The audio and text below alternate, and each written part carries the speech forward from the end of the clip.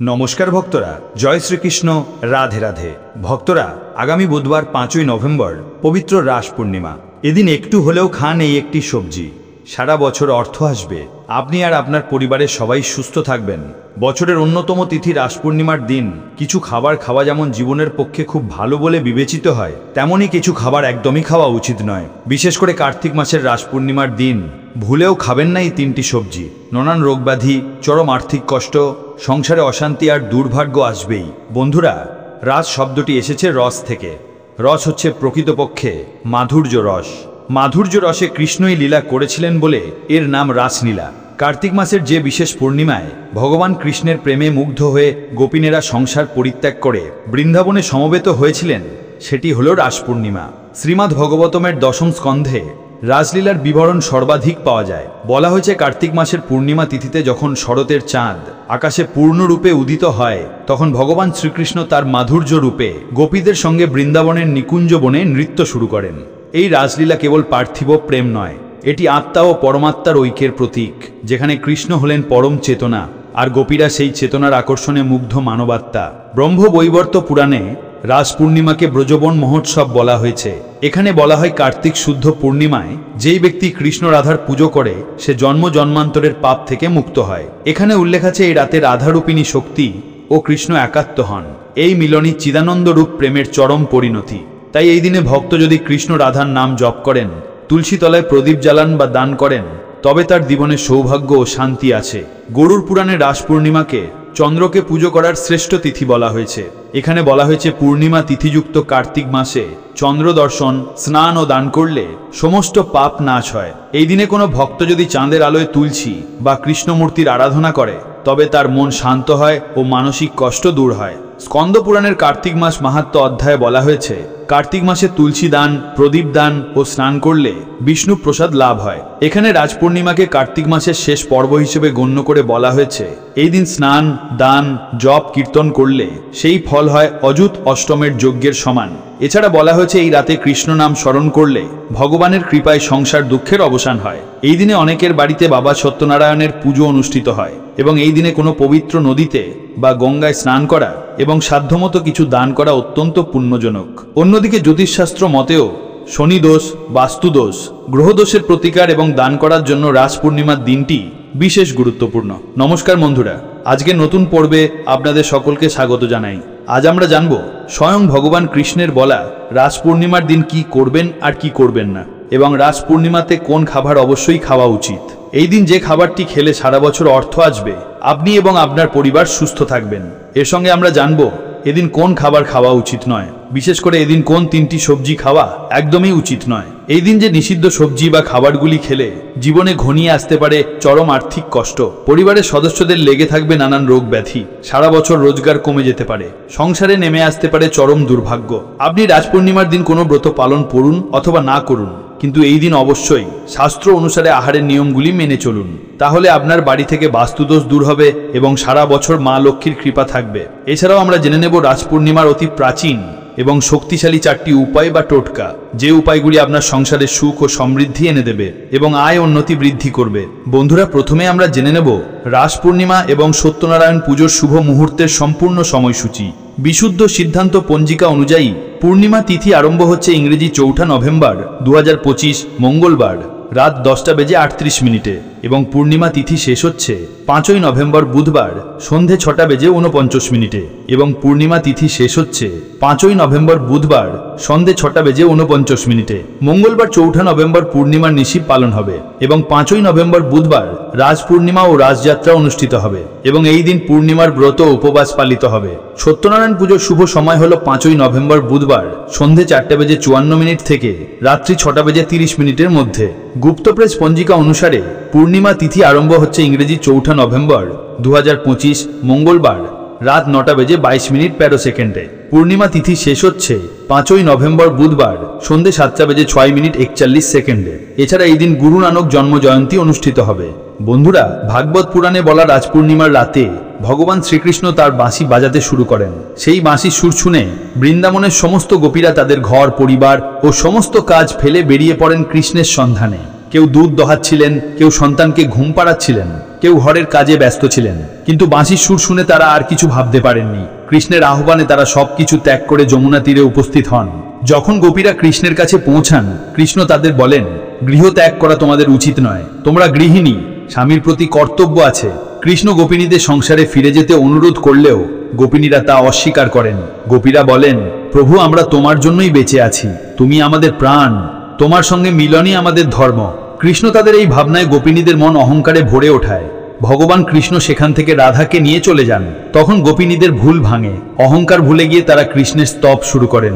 গোপিনীদের ভক্তিতে সন্তুষ্ট হয়ে কৃষ্ণ আবার ফিরে আসেন এবং গোপিনীদের জীবনের পরমার্থ বোঝান। প্রত্যেক গোপিনীর মনোবাঞ্ছা পূরণ করে ভগবান কৃষ্ণ তাদের জাগতিক ক্লেশ থেকে মুক্তি দেন। তিনি বলেন, আমি কখনো তোমাদের থেকে দূরে যাইনি, আমি তোমাদের হৃদয়ের মধ্যেই আছি, তোমাদের এই প্রেমই আমার আসল পুজো। এরপর শ্রীকৃষ্ণ গোপিনীদের সঙ্গে পরম আনন্দের রাসলীলা আরম্ভ করেন। সেই লীলায় প্রত্যেক গোপিনীর সঙ্গে কৃষ্ণ পৃথকভাবে অবস্থান করলেও তিনি এক ও অভিন্ন রূপে বিরাজমান ছিলেন। সেই দিব্য লীলায় প্রেম ও ভক্তির মিলন ঘটে, যেখানে দেহের নয় আত্মার ঐক্যই প্রধান।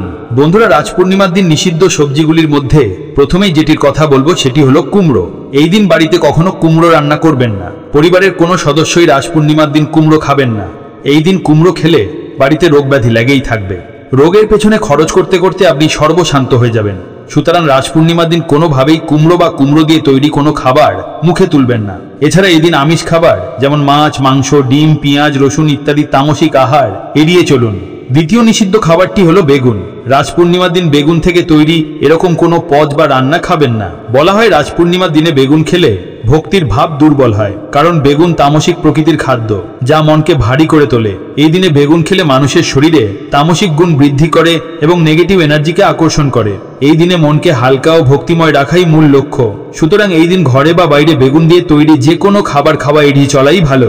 এছাড়া কোনো প্রকার নেশাজাতীয় কোনো খাবার এদিন গ্রহণ করবেন না। বন্ধুরা, ভগবান কৃষ্ণের প্রেম প্রকৃতির উৎসবই হলো রাস। গোপীদের সঙ্গে রাধা কৃষ্ণের আরাধনা হলো রাসের মূল বিষয়। পুরাণেও এর উল্লেখ পাওয়া যায়। বিভিন্ন পুরাণে বিভিন্ন মতেরও উল্লেখ আছে। কোথাও শারদরাজ, আবার কোথাও বসন্ত রাসের উল্লেখ পাওয়া যায়। পরম পুরুষোত্তম ভগবান কৃষ্ণের উদ্দেশ্যে এই দিন যদি একটি মাত্র তুলসী পাতাও নিবেদন করা যায়, তাহলে অশেষ পুণ্য লাভ হয়। কাজেই রাজ পূর্ণিমা পালন করা সকল সনাতন হিন্দুরই কর্তব্য। এই দিন নিরন্তর ভগবানের নাম, স্মরণ, মনন ও শ্রবণ কীর্তনের মাধ্যমে অতিবাহিত করতে হয়। শাস্ত্র অনুসারে রাজ পূর্ণিমার দিন তৃতীয় যে সবজিটি খেতে নিষেধ করা হয়েছে সেটি হলো চাল কুমড়ো। এই দিন বাড়িতে কখনো চাল কুমড়ো রান্না করবেন না। এদিন অনেক জায়গায় বিভিন্ন পুজো উপলক্ষে বা নানান তান্ত্রিক ক্রিয়াতে চাল কুমড়ো উৎসর্গ করা হয়। রাজ পূর্ণিমার দিন পরিবারের কোনো সদস্যই চাল কুমড়ো খাবেন না। এই দিন চাল কুমড়ো খেলে বাড়িতে রোগব্যাধি লেগেই থাকবে। রোগের পেছনে খরচ করতে করতে আপনি সর্বশান্ত হয়ে যাবেন। সুতরাং রাজ পূর্ণিমার দিন কোনোভাবেই চাল কুমড়ো বা চাল কুমড়ো থেকে তৈরি কুমড়ো মিঠাই বা পেঠা মুখে তুলবেন না। রাজ পূর্ণিমার দিন চুলদাড়ি কাটা, নখ কাটা ও সহবাস নিষিদ্ধ। বন্ধুরা, এবার আমরা জেনে নেব রাজ পূর্ণিমার অতি প্রাচীন ও শক্তিশালী 4টি উপায় বা টোটকা, যে উপায়গুলি আপনার সংসারে সুখ ও সমৃদ্ধি এনে দেবে এবং আয় উন্নতি বৃদ্ধি করবে। এগুলো আপনার সংসারের আয় উন্নতি বৃদ্ধির জন্য অত্যন্ত ফলপ্রদ। প্রথম উপায়টি হলো রাস পূর্ণিমার দিন সন্ধ্যার সময় তুলসী গাছের নিচে একটি প্রদীপ নিবেদন করা। প্রদীপ জ্বালিয়ে ওং নমো ভগবতে বাসুদেবায় নম মন্ত্রটি জপ করুন। এতে সংসারে কলহ দূর হয় এবং ভক্তিভাব বৃদ্ধি পায়। দ্বিতীয় উপায়টি হলো পঞ্চামৃত দিয়ে রাধাকৃষ্ণের অভিষেক করা। পঞ্চামৃত অর্থাৎ দুধ, দই, মধু, ঘি ও চিনি। এইভাবে পুজো করলে মনস্কামনা পূর্ণ হয়। তৃতীয় উপায়টি হলো সাদা কাপড়ে হলুদ, চন্দন দিয়ে শ্রীকৃষ্ণের নাম 108 বার লিখে কৃষ্ণমূর্তির সামনে রাখলে সমস্ত ইচ্ছা পূরণ হয়। এটি গোপালতন্ত্রে উল্লেখিত এক গুপ্ত সাধনা। চতুর্থ উপায়টি হলো চন্দ্রদর্শন ও প্রণাম। রাস পূর্ণিমা হলো কার্তিকের শেষ পূর্ণিমা। এই রাতে পূর্ণচন্দ্রকে দেখেই ওং সময় নমঃ মন্ত্র জপ করলে মনে শান্তি ও দাম্পত্য সুখ আসে। বন্ধুরা, রাসলীলা হলো মাধুর্য রসের পরাকাষ্ঠা, যা হলো ভগবানের সঙ্গে প্রিয় প্রেমিকার মতো সংযোগ। এই রসকে চিন্ময় স্তরের সর্বোচ্চ উপলব্ধি বলে মানা হয়। 2. রাস পূর্ণিমা ও চন্দ্রের বিশেষ সংযোগ। জ্যোৎস্নার মহিমা। রাস পূর্ণিমা মূলত কার্তিক মাসের পূর্ণচন্দ্রের আলায় উদযাপিত হয়। এই চন্দ্র এবং তার জ্যোৎস্নার বিশেষ আধ্যাত্মিক ও বৈজ্ঞানিক তাৎপর্য রয়েছে। চন্দ্রদেব ও কংসের সাপ। পৌরাণিক মতে যখন শ্রীকৃষ্ণ গোপিনীদের সঙ্গে রাসলীলায় মগ্ন ছিলেন, তখন চন্দ্রদেব সেই দৃশ্য দেখে এতটাই মোহিত হন যে তিনি স্থির হয়ে রাসলীলা দেখতে থাকেন। কংসের সাপ অনুসারে কার্তিক মাসের এই পূর্ণিমা রাতে চন্দ্রের বিশেষ কিরণ থাকে। এই রাতকে কৌমুদী বা আলোকিত রাত বলা হয়। বিশ্বাস করা হয় এই রাতে চাঁদের কিরণ পৃথিবীর উপর অমৃত বর্ষণ করে। চাঁদের আলোয় ভোগ নিবেদন, এই রাতে চাঁদের নিচে পায়েস বা ক্ষীর রেখে দেওয়া এক প্রাচীন প্রথা। জ্যোতিষশাস্ত্র এবং আয়ুর্বেদ মতে পূর্ণিমার রাতে চন্দ্রের রশ্মির বিশেষ গুণসম্পন্ন হয়।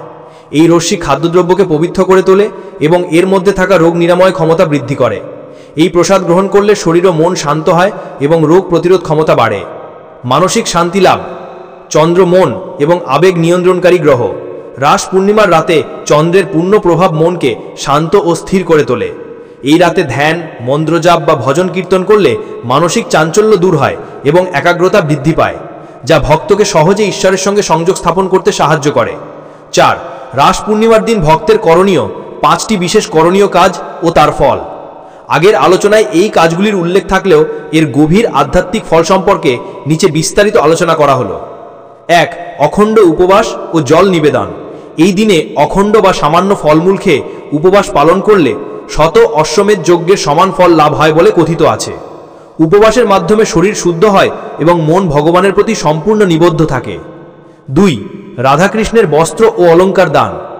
রাস পূর্ণিমার দিন রাধাকৃষ্ণকে নতুন বস্ত্র, মুকুট, চূড়া এবং অলঙ্কার দিয়ে সাজালে সংসারের সুখ, সমৃদ্ধি এবং প্রেম চিরস্থায়ী হয়। এটি দাম্পত্য কলহ দূর করে যুগল প্রেমকে মজবুত করে। 3. রাসলীলা বা ভাগবত শ্রবণ দর্শন। এই দিনে শ্রীমত ভাগবতের রাস পঞ্চোধ্যায় পাঠ বা শ্রবণ অথবা রাসলীলার নৃত্য পরিবেশন দেখলে জাগতিক কামনা বাসনা থেকে মুক্তি লাভ হয় এবং মোক্ষের পথ খুলে যায়। 4. দীপদান ও আরতি।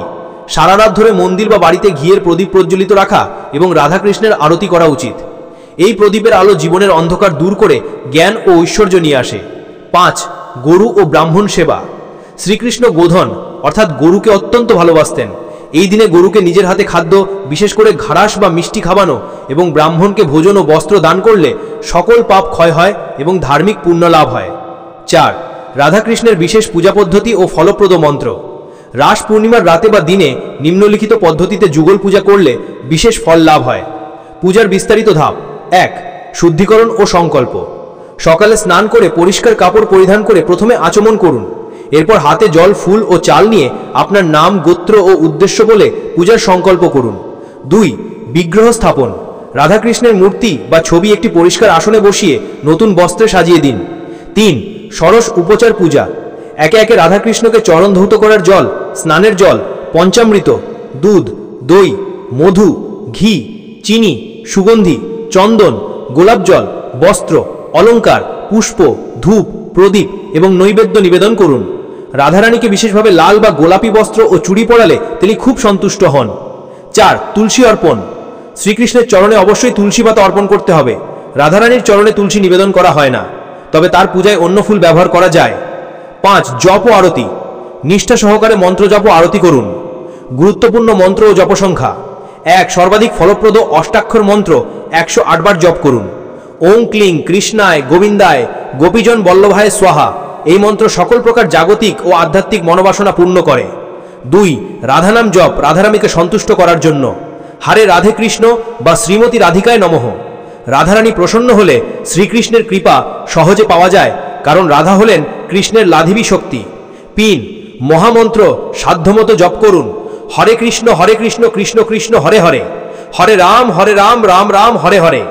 এই বিশেষ দিনে কিছু নির্দিষ্ট জিনিস বাড়িতে নিয়ে আসা বা কিছু কাজ করা হিন্দু শাস্ত্র এবং লোক বিশ্বাস অনুসারে অত্যন্ত শুভ বলে মনে করা হয়। রাস পূর্ণিমা পালিত হবে 5ই নভেম্বর বুধবার। 7. অর্থ সৌভাগ্য ও দাম্পত্য সুখলাভের 3টি বিশেষ টোটকা। 1. চন্দ্রের সম্মুখে ধ্যানের টোটকা, অর্থ ও সৌভাগ্য। পূর্ণিমার রাতে চাঁদ যখন সম্পূর্ণভাবে উদিত হয় তখন একটি পরিষ্কার পাত্রে দুধ নিয়ে সেই দুধের মধ্যে চাঁদের প্রতিচ্ছবি দেখতে দেখতে 108 বার দেবী লক্ষ্মীর মন্ত্র জপ করুন। এরপর এই দুধ বাড়ির চারপাশে ও পূজাস্থানে ছিটিয়ে দিন। বাকিটা প্রসাদ রূপে পান করুন। এটি ধন সম্পদ ও সৌভাগ্যকে আকর্ষণ করে। 2. কলা ও জবের টোটকা, দাম্পত্য সুখ। এই পূর্ণিমার দিনে রাধাকৃষ্ণ মন্দিরে এক জোড়া কলা এবং কিছু জবের দানা নিবেদন করুন। যদি সম্ভব হয় কোনো বিবাহিত দম্পতিকে তা দান করুন। এই টোটকা দাম্পত্য জীবনে মাধুর্য ও প্রেম ফিরিয়ে আনে এবং পরিবারে শান্তি বজায় রাখে। 3. অশ্বস্থ গাছের পূজা সকল ইচ্ছা পূরণের জন্য। পূর্ণিমার দিনে অশ্বস্থ গাছের নিচে জল অর্পণ করুন ও ঘিয়ের প্রদীপ প্রজ্বলিত করুন। এই গাছে স্বয়ং বিষ্ণু বাস করেন বলে মনে করা হয়। এতে কর্মের বাধা দূর হয় এবং সকল মনস্কামনা পূর্ণ হয়। 8. পৃথিবীর বিভিন্ন অঞ্চলে রাস উৎসবের বৈচিত্র্যময় উদযাপন। রাস পূর্ণিমার উৎসব শুধু বৃন্দাবন নয়, ভারতের বিভিন্ন অঞ্চলে বৈচিত্র্যময় রূপে উদযাপিত হয়। নবদ্বীপের শাক্তরাস পশ্চিমবঙ্গের নবদ্বীপের রাজযাত্রায় এক স্বতন্ত্র ঐতিহ্য বহন করে। এখানে রাধাকৃষ্ণের পাশাপাশি বিশাল আকৃতির বিভিন্ন শাক্ত দেবীদেবীর যেমন মহাকালী, ভবতারিণী ইত্যাদির মৃন্ময়ী মূর্তি তৈরি করে পূজা করা হয়। এটি নবদ্বীপের শ্রেষ্ঠ লোকায়ত উৎসব। মণিপুরের রাসলীলা মণিপুরের রাস পূর্ণিমা মণিপুরী আদিবাসীদের সবচেয়ে বড় উৎসব। এখানে ক্লাসিক্যাল মণিপুরী নৃত্যশৈলীর মাধ্যমে রাস নৃত্য পরিবেশন করা হয়, যা তাদের সংস্কৃতি ও ঐতিহ্যের প্রতিচ্ছবি। এই নৃত্যশৈলীটি খুবই ধীর, নমনীয় এবং আধ্যাত্মিকতায় পূর্ণ। ওড়িশা ও আসামে এই উৎসব পালিত হয়, যেখানে স্থানীয় লোকনৃত্য ও ভজন কীর্তনের মাধ্যমে রাধাকৃষ্ণের লীলা ফুটিয়ে তোলা হয়। এই সকল উদযাপনের মাধ্যমে রাস পূর্ণিমা এক বিশ্বজনীন উৎসবে পরিণত হয়েছে, যা সকল ভক্তকে প্রেম ও ভক্তির এক চিরন্তন বাঁধনে আবদ্ধ করে। উপসংহার: রাস পূর্ণিমা প্রেম, ভক্তি ও আধ্যাত্মিক জাগরণের এক মহাজাগতিক উৎসব। শ্রীকৃষ্ণের প্রতি রাধা এবং গোপিনীদের নিঃস্বার্থ প্রেমই এই উৎসবের মূল বার্তা, যা আমাদের শেখায় যে জাগতিক বন্ধন ছিন্ন করে ভগবানের প্রতি সম্পূর্ণ আত্মসমর্পণই হল জীবনের পরম লক্ষ্য। এই পবিত্র তিথিতে নিষ্ঠা সহকারে পূজা, জপ ও বিধিবিধান পালনের মাধ্যমে আমরাও সেই দিব্য আনন্দের অংশীদার হতে পারি। প্রিয় বন্ধুরা, ভিডিওটি দেখে যদি ভালো লেগে থাকে এবং উপকৃত হয়ে থাকেন, তাহলে অবশ্যই একটি লাইক করবেন। এতে আমরা নতুন ভিডিও বানানোর জন্য অনুপ্রেরণা পাই। আর কমেন্টে শ্রদ্ধা ও ভক্তি ভরে একবার অবশ্যই লিখবেন, জয় শ্রীকৃষ্ণ, রাধে রাধে। এরকম তথ্যমূলক ভিডিও নিয়মিত পেতে আমাদের পরম সত্য চ্যানেলটিকে সাবস্ক্রাইব করে পাশে থাকা বেল বাটনটি অন করে রাখবেন, যাতে এরকম তথ্যমূলক গুরুত্বপূর্ণ ভিডিও আপনারা নিয়মিত দেখতে পারেন। সকলে ভালো থাকবেন, সুস্থ থাকবেন। আপনার উপর ঈশ্বরের কৃপা সদা বর্ষিত হোক। জয় শ্রীকৃষ্ণ, রাধে রাধে।